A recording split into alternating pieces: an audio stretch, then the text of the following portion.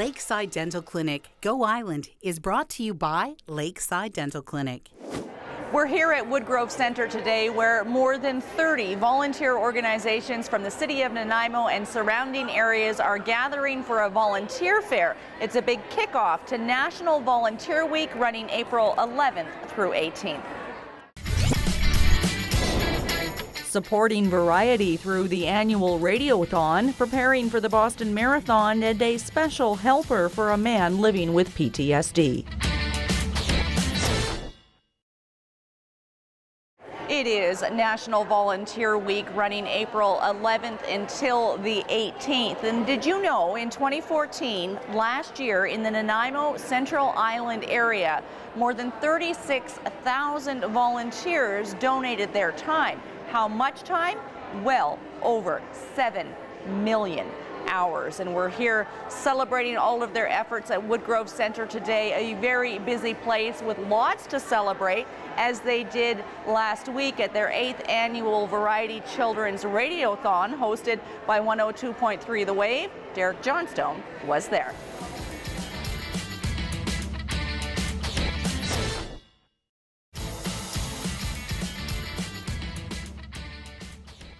The Variety Children's Radiothon this year raised $32,000. You're watching Go Island on Shaw TV Channel 4. This volunteer fair is organized by Leadership Vancouver Island, and Ricardo Manmahan is a program coordinator. And for those who don't know, and I actually heard a little girl walk by and say, "What's happening here?" And we'll get to that in a minute, but first, what is Leadership Vancouver Island?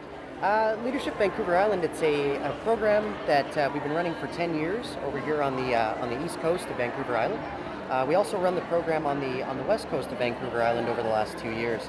It's a 10-month program that brings leaders together from all of the communities on the east coast of the island here, all the way from Cowichan Valley up to Parksville. And they meet over the span of 10 months. They do a 2-day retreat at the beginning, looking at leadership and leadership development. And then they each month we move from one community to another, having a leadership day in each of those communities.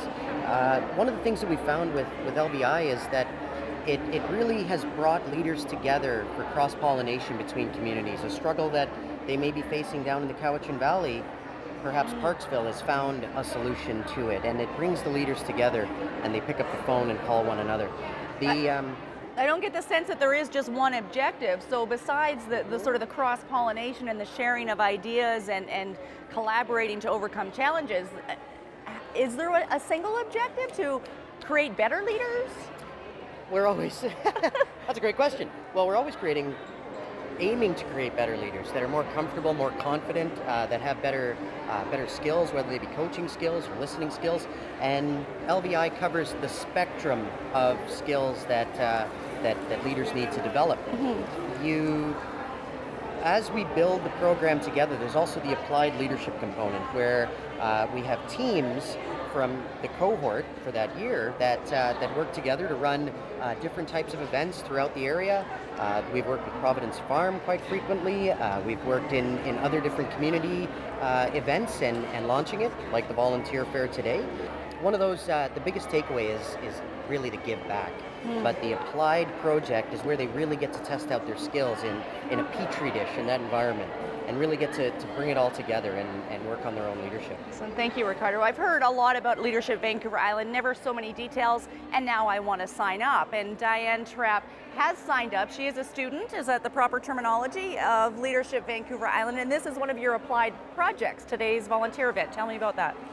So this project is a team project that came to us through Loaves and Fishes. One of our team members works there, and she knew that Volunteer Nanaimo needed help running a fair, but they just didn't have the manpower.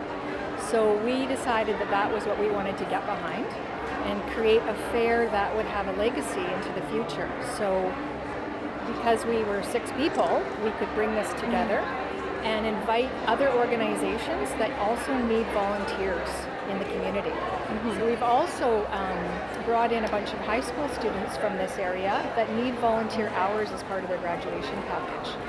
And so we bridged those gaps and brought them here this morning. And how has all of this developed your leadership skills, and what brought you to the program in the first place? I work part-time at the MS Society. That's my day job. And I just felt that I wanted to take advantage of more learning in professional development. So what it's done is help me identify where I fit in a leadership role, what kind of leader am I, and then to work in a team to pull off an event like this requires the teamwork. Right. And also to reach out into the community and ask for things, ask for donations, things that I might not do on my day-to-day job. Well, thank you for asking us to come here today. We're going to explore the Volunteer Fair, a project from a team within Leadership Vancouver Island. A little bit more after a short break. Still to come today, lots of love to give. Boston Marathon bound while raising money for mental health, and man's best friend is this man's best healer.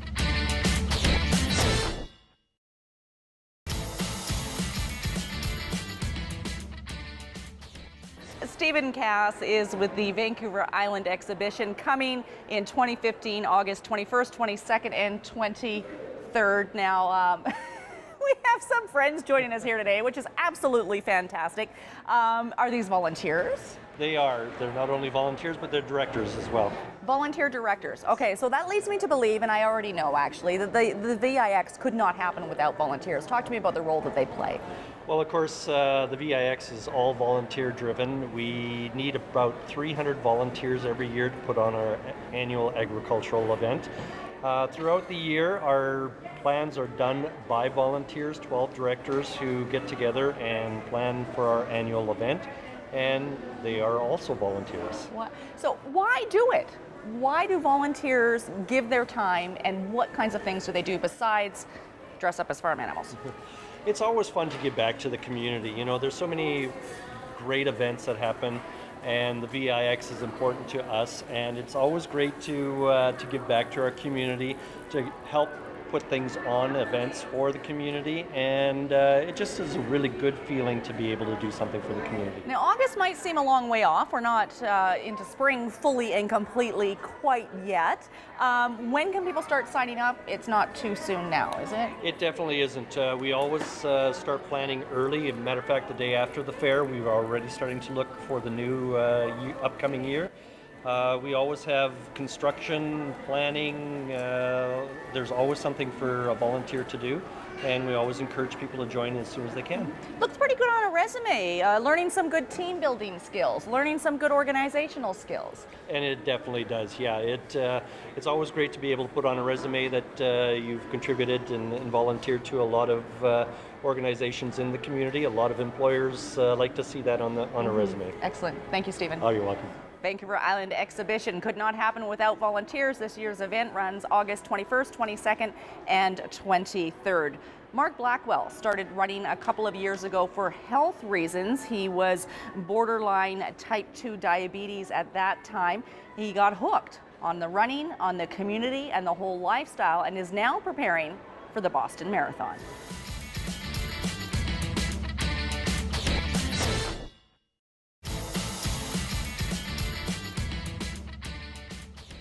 Volunteer Nanaimo started in 1979 and has branched out and grown in many different ways since then. Rita Inamorati is with Volunteer Nanaimo. What are the different programs that operate under that name?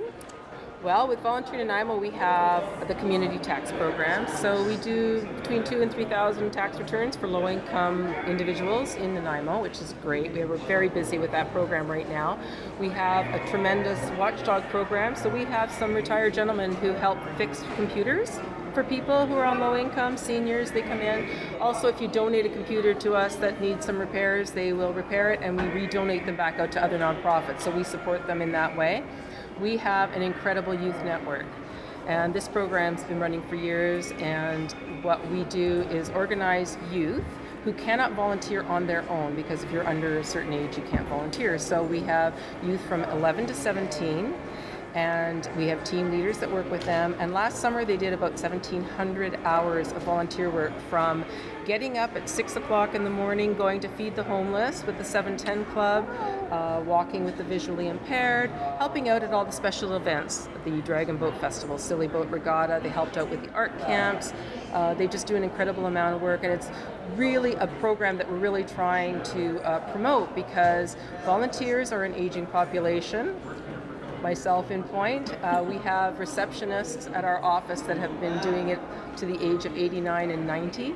So I know the hospital auxiliary, a lot of the people at the hospice. I mean, it's an aging population. We really want to encourage the youth to give back to the community that does so much for them. So when you listed off some of those things that you do, I sort of went, oh, it just feels so good, and this is your job. How much do you love your job? I can just imagine. Well, it's not really a job. I'm a volunteer. Oh, I don't even think I knew that. We don't have any paid staff at Volunteer Nanaimo. It's all volunteers. Wow. Okay, now getting back to the Youth Network, there is a big event coming up that they're organizing, Touch a Truck, on May 3rd. What is that? Absolutely. We're very excited. It's our very first real fundraiser that we're doing. It's Touch a Truck. It's a Touch a Truck event. So what we're going to do is have a field full of trucks and vehicles and kinds of displays for children, young and old. We have a lot of individual adults that are like, oh, do we have to bring kids? And it's like, yeah, we're going to charge you double if you don't bring a kid. But yeah, absolutely. So it's $5, really affordable. And you can go in, touch trucks, touch vehicles, fire trucks, ambulance. We have the Harsma Waste Management Company coming out, and they're going to do a whole thing on recycling, just all kinds of different vehicles. And it's just going to be great. We're going to have lots of prizes. We're going to have balloon animals, bubble machines, hot dogs. Everything's going to be very affordable, though. That's our big primary thing. So it's $5 a ticket, and we're encouraging individuals or companies to buy tickets for us to donate to some of the lower income families and some of the community schools, or some of the other organizations that, like Haven Society or Women's Resource Center, that deal with families that wouldn't be able to necessarily afford to come, but we'd love to have them, the families, the kids, come out for a day. It's 11 to 4. May the 3rd, Sunday, week before Mother's Day. Come on out, give your mom a break. And where is that going to be? Bevan Park. Bevan Park, in the excellent. fairgrounds. Thank you, Rita, for all that you do, well, and your fabulous energy. Thank you. I think it's been a real treat spending time here at Woodgrove Centre today, getting to know a little bit more about Volunteer Nanaimo and something about leadership at Vancouver Island. We're heading down to Victoria now. Paul Beilstein is spending some time with a dog who has helped his owner with his post-traumatic stress disorder.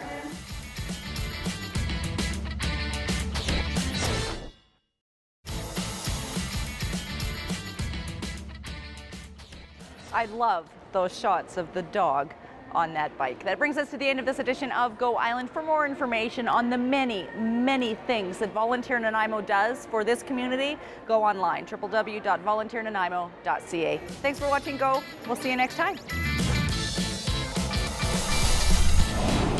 Lakeside Dental Clinic Go Island is brought to you by Lakeside Dental Clinic, a division of the Vancouver Island Implant Centre, delivering dental services, including dental implants and sedation dentistry, all under one roof. Clothing supplied by Catwalk Fashions. Kate's Hair and Aesthetics provided by Maffeo Salon.